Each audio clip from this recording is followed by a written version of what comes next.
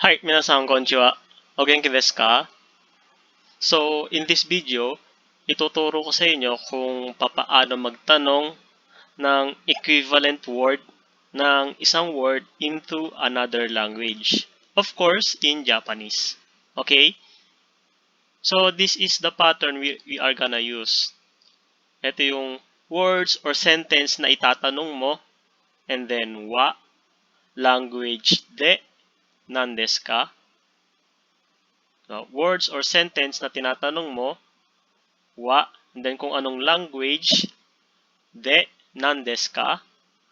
And then, ang reply sa tanong na ganito is yung words or sentence na itinatanong, and then particle wa, language de, and then yung sagot. Okay? Sagot, des.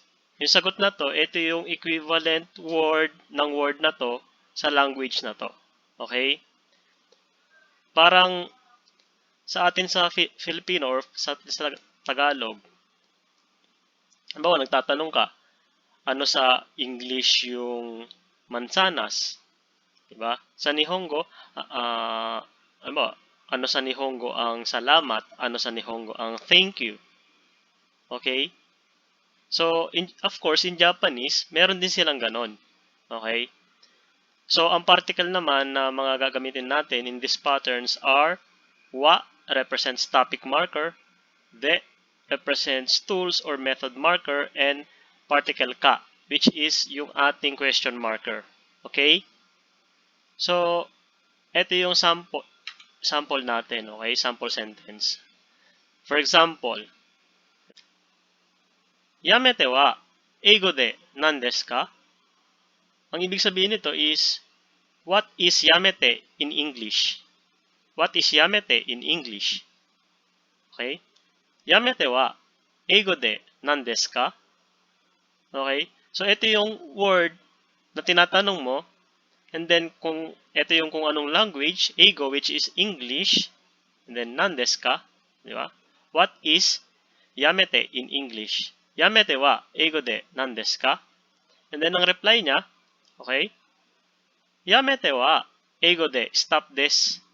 Yamete wa eigo de stop desu. Yamete is stop in English. Okay? Ito yung sagot sa tanong na ito, na what. Okay?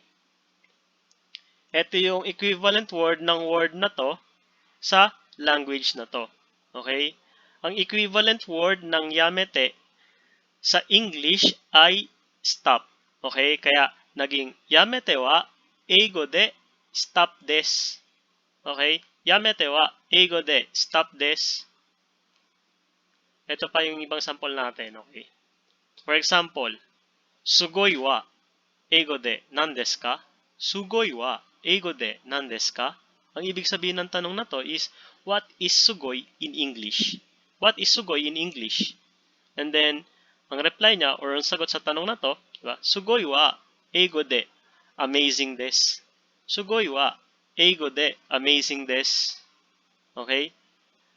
Sugoi is amazing in English. Ang equivalent na word ng sugoi sa English ay amazing. Okay? Sugoi wa eigo de amazing desu. Okay? And then, using this pattern, pwede mo rin siyang gamitin as a confirmation question. For example, may gusto kang i-confirm na isang word kung tama ba to sa language na to. For example, ito, di ba? Amazing wa Nihongo de sugoi desu ka?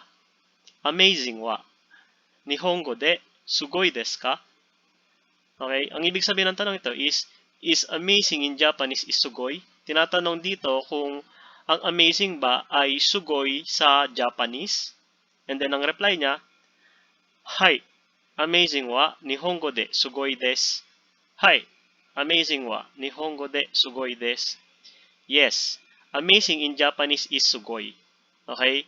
Dahil tama naman itong statement na kino-confirm niya, sumagot siya ng oo, which is hi in Japanese. Okay? And then, hindi naman sa lahat ng pagkakataon ang kino-confirm mo ay tama. So, ito naman yung sample na isang confirmation na negative ang answer or no. For example, family wa Nihongo de tomodachi desu ka? Family wa Nihongo de tomodachi desu ka? Is family in Japanese is tomodachi? Diba? Tinatanong dito, ang family ba sa Nihongo is tomodachi? So, ang reply dito, iye, family wa Nihongo de tomodachi ja arimasen. Kazoku desu. Iye, family wa Nihongo de tomodachi ja arimasen. Kazoku desu. Diba? Ang reply niya is, no. Family in Japanese is not tomodachi. It's kazoku. So, sinasabi niya dito na hindi. Hindi tomodachi ang Nihongo ng family. Kazoku. Diba? Kazoku. Okay? So, hindi naman kasi lahat ng pagkakataon ay laging oo yung sagot mo sa isang confirmation question. So, kaya nga confirmation question, answerable siya ng oo or hindi, hi or iye. Okay? Then sa example natin ito, so ang sagot niya is hindi. Hindi tomodachi ang Nihongo ng family. Kazoku. Okay?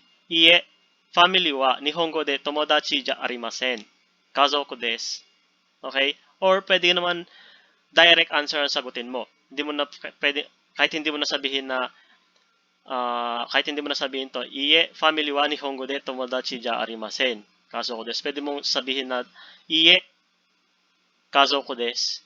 Diba? Iye, kazoku desu. So, direct answer na siya. Hindi mo na sinabi itong family wa Nihongo de tomodachi ja arimasen. So, nag-direct ka na sa iye, kazoku desu. Okay? So, nakadepende na sa'yo kung paano mo i-express yung sarili mo. Pwedeng direct answer na mas maikli or pwede mo siyang habaan na kompleto. Iye, family wa Nihongo de tomodachi ja arimasen.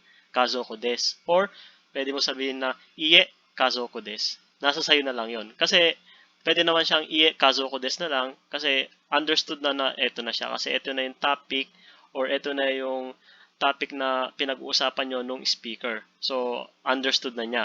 So, kahit hindi mo nasabihin to. Okay? Tanong niya, family wa Nihongo de tomodachi desu ka? Iye, kazoku desu. Or pwede mo sabihin na, family wa Nihongo de tomodachi desu ka? Iye, family wa Nihongo de tomodachi ja arimasen. Kazoku desu. Okay? So, it depends on you on how you will express yourself, no, sa kaiwa or conversation in Japanese.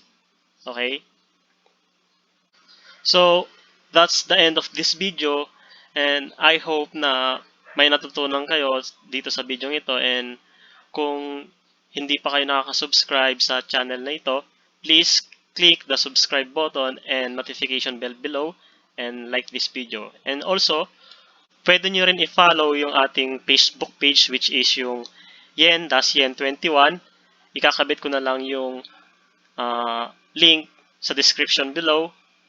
So, じゃあね、皆さん。またね。